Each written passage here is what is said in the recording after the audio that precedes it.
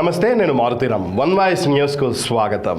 సిద్దిపేట జిల్లా గజ్వేల్లో inspire global foundation ఆధ్వర్యంలో inter విద్యార్థులకు అవగాహన సదస్సు నిర్వహించారు.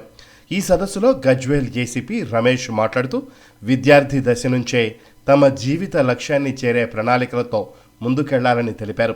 సోషల్ మీడియాలపై పెడుతున్న శ్రద్ధ తగ్గించుకొని చదువు కోసం ఉపయోగించుకోవాలని సూచించారు. విద్యార్థులు వారి భవిష్యత్తు కోసం తల్లిదండ్రులు ఎంత కష్టాలను అనుభవిస్తున్నారో తెలుసుకోవాలన్నారు. చెడు అలవాట్లకు బానిసలు కాకుండా ఉండాలని, మత్తు పదార్థాలకు అలవాటు పడి జీవితాన్ని అంధకారంలోకి నెట్టుకోవద్దని ఆయన హెచ్చరించారు. మంచి లక్ష్యంతో జీవితాన్ని గడపాలని, సమాజంలో మంచివారు అనిపించుకోవాలన్నారు. జీవితం అంటేనే ఆటుపోట్లని, ఓటమిని స్ఫూర్తిగా తీసుకొని జీవితంలో విజయం సాధించడం కోసం పోరాటం చేయాలని ఏసీపీ రమేష్ విద్యార్థులను కోరారు. ఈ కార్యక్రమంలో ఇన్స్పైర్ గ్లోబల్ ఫౌండేషన్ అధ్యక్షులు గోపాల్, జనరల్ సెక్రటరీ కరుణాకర్, కోశాధికారి స్వామి, ఉపాధ్యక్షులు వినోద్, సభ్యులు అక్బర్, వెంకట్రాజు, విజయ్, విష్ణు, కరుణాకర్, సాయిబాబా, లక్ష్మణ్, రాజు, వివిధ కళాశాలల విద్యార్థులు పాల్గొన్నారు.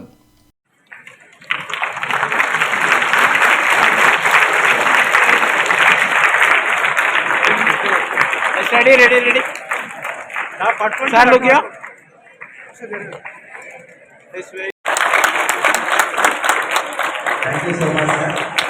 మీరు ఇలాగే సపోర్ట్ ఉన్నారు. యువగానే వచ్చి మంచి సందేశాన్ని ఇచ్చినప్పుడల్లా మేడం గారే వచ్చినారు. మాకు మంచి సపోర్ట్ ఇస్తుంది madam. Thank you so much madam. అదేవిధంగా మా ఇన్స్పైర్ గ్లోబల్ ఫౌండేషన్ ఏర్పడడానికి కారణమైనటువంటి గోపాల్ గారిని అమ్మాయి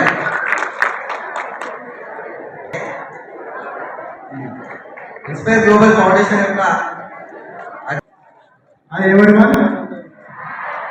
ఇన్స్పైర్ గ్లోబల్ ఫౌండేషన్ మేము ఇక్కడ ఉన్నటువంటి టీమ్ మెంబర్స్ ఎవరు ఉన్నంతగా సంపాదించి వాళ్ళ తల్లిదండ్రులకు సంపాదించి లేరు. అందరూ ఏదో కొద్దిగా ఏదో పని చేసుకొని బతుకున్న వాళ్ళ ఫ్యామిలీ నుంచి మీరు వచ్చింది కాబట్టి ప్రతి ఒక్కరికి ఒక లక్ష్యం అంటూ ఉండాలి.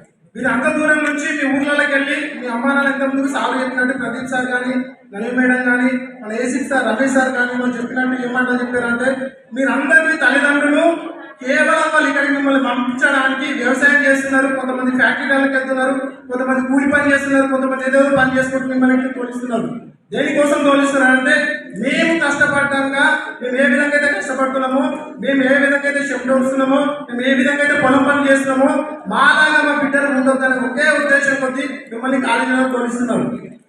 అదంతా మీరు ఒకటి మైండ్లో పెట్టుకొని మీకంటూ ఒక లక్ష్యాన్ని ఏర్పరచుకోవాలా.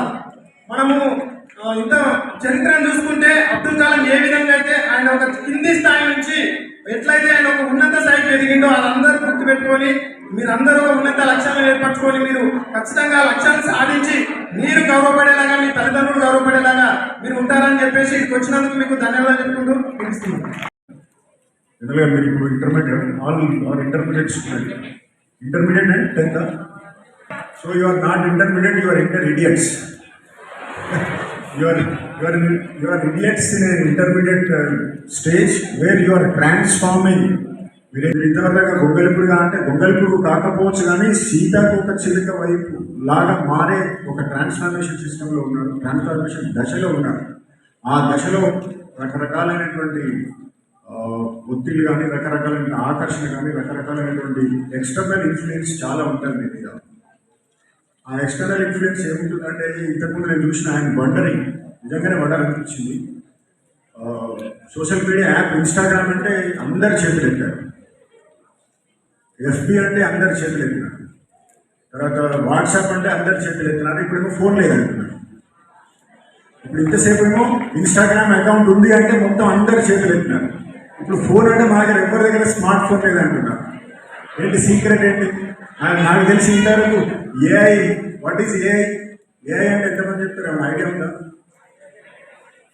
రైట్, ఆర్టిఫిషియల్ ఇంటెలిజెన్స్లో ఫోన్ లేకుండానే స్క్రీన్ మీద, తెర మీద కనపడేటువంటి టెక్నాలజీ ఇంకా ఉంటే ఉండొచ్చు కానీ మీ దాకా రాలే, మన దగ్గర రాలే. Right, then you have Insta, you have Meesho.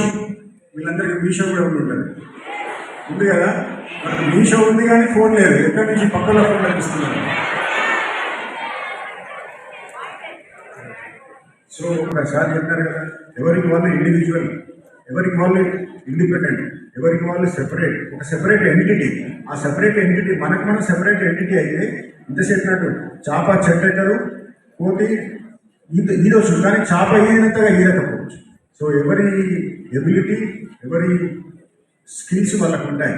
ఆ స్కిల్స్ను మనకు మనం ఎట్లా అన్వయించుకోవాలనేది ఇంతసేపు చెప్పిన వాటిని నేను కొంచెం ఏదో ఊరికే ఈ ఇన్స్పైర్ వాళ్ళు పిలిచారా వచ్చానా, ఎందుకంటే మంచి